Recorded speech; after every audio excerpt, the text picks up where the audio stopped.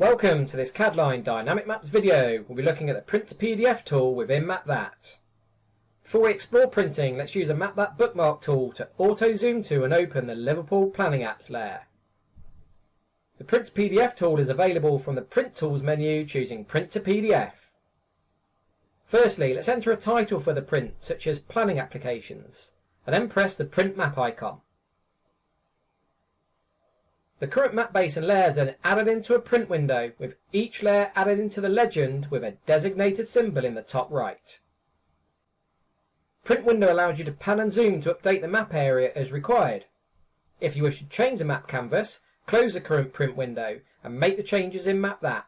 Firstly, let's hide the current OS Master Map tiles, and then from the base map picker, let's choose the aerial imagery option, and finally, let's add in a ground maintenance layer to the map. Let's choose Print to PDF again and enter a title.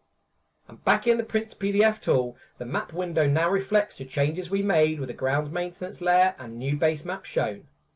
Choosing the print button will allow you to choose the paper size and destination printer. Here let's choose PDF, which when saved creates a downloadable PDF file. This will be available on your computer to then email to a colleague or a field engineer.